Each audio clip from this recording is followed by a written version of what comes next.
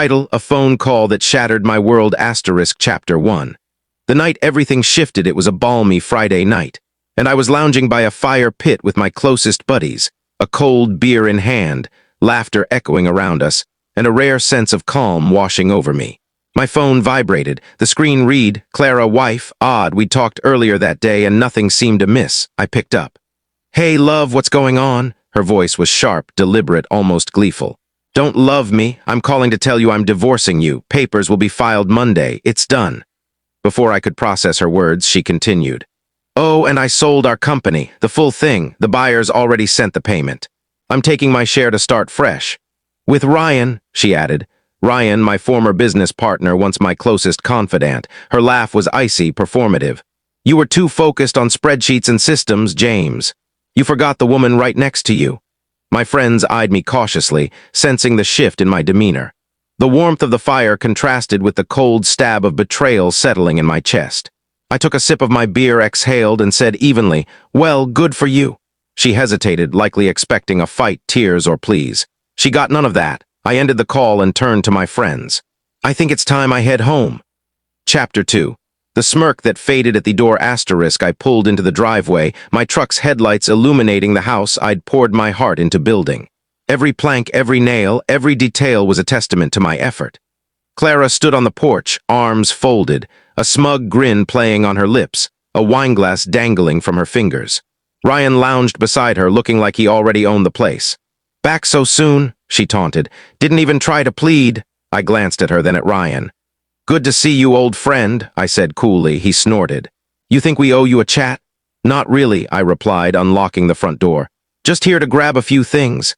Inside, the house looked ransacked. My office was gutted. The safe stood open, empty, our shared accounts drained. Even my father's old pocket watch, tucked in my desk drawer, was gone. I stepped back into the living room. Clara stood with a hand on her hip, smirking. "You're not going to make a fuss, are you?" "Why would I?" I said. "You sold the business, didn't you?" "Exactly," she snapped. "It's all legal, ironclad. Ryan's lawyers on retainer. You'll get your cut, eventually." Ryan chimed in, grinning. "If you don't waste it all sulking at the bar." They both chuckled. I gave a small, polite smile.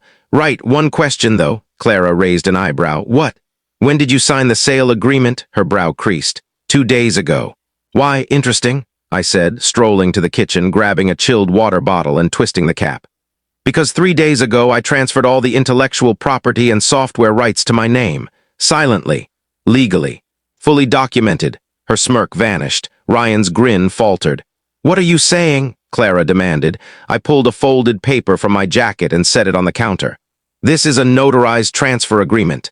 The software, the systems, the analytics platform Ryan loved to boast about, it's all mine. The company you sold, it's an empty shell." Clara lunged for the document, her eyes darting across the text. "This can't be real." "I would have known." I tilted my head. "You were too busy plotting with Ryan." Chapter 3. A sit-down with the tycoon the next morning. I walked into Harper & Stone Investments, the firm Clara had sold our company to. The lobby was pristine, with gleaming floors and crisp air. The receptionist recognized me instantly. "Mr. Bennett, Mr. Harper is ready for you." I was led to a sleek, glass-walled conference room. Gregory Harper, the man who thought he'd bought a tech empire 2 days ago, sat waiting. He skipped the small talk. "You're here about the deal." I nodded, pulling a leather portfolio from my briefcase. "You'll want to see these before your legal team wraps up their review." His eyes narrowed as he paged through the documents.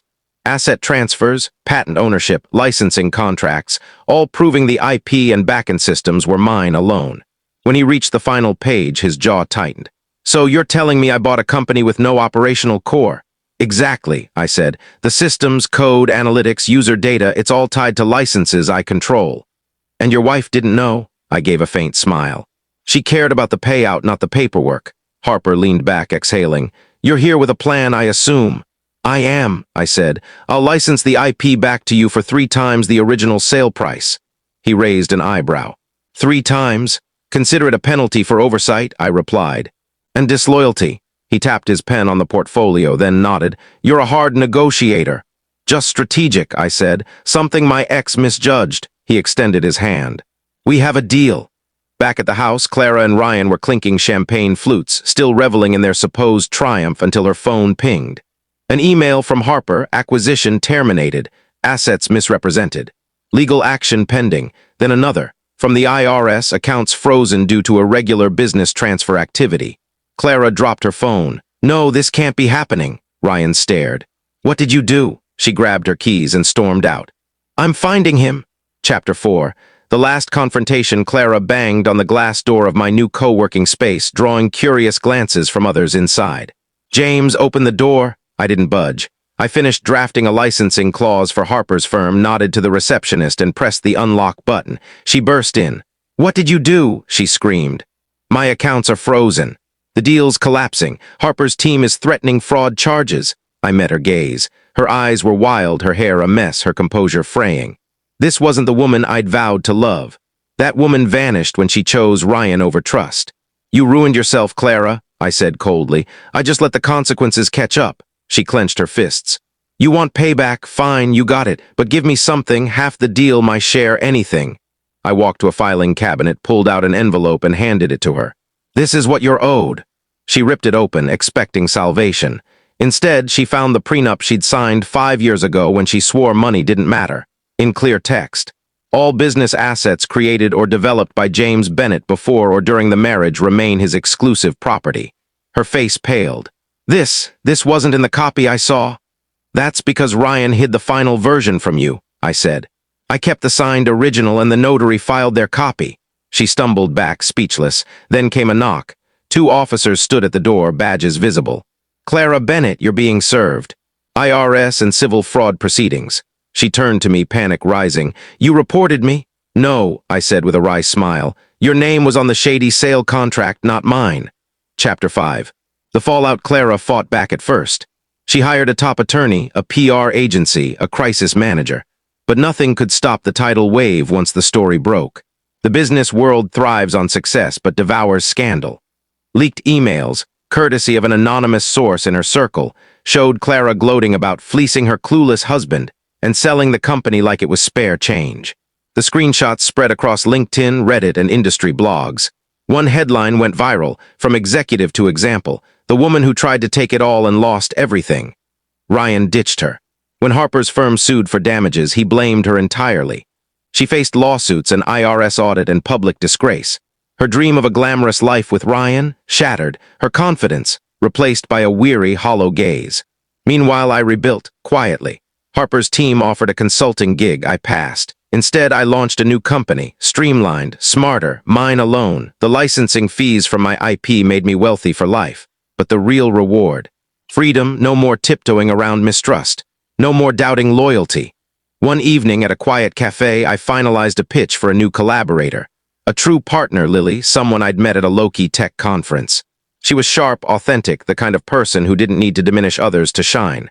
My phone buzzed. Unknown number. James, it's me. Please, I'm ruined. I have nothing. I messed up. Just talk to me. I stared at the screen, then pressed block. Epilogue *. I never saw her again. But now and then, people mentioned a woman lingering outside courthouses, her clothes worn, her once vibrant eyes dimmed with regret. At industry events, someone would nudge me and say, "Hey, you're the guy whose ex tried to take it all and lost, right?" I'd just smile. "No, I'm the guy who saw it coming and let the truth take care of the rest." Was this justice served? What would you have done? Drop your thoughts in the comments. Love the story, share it with someone who needs this vibe, and follow Lawrence Tailies for more gripping stories of deception and redemption. Because here, every lie meets its consequence and every betrayal casts a shadow. Stay sharp, stay bold, and stay tuned.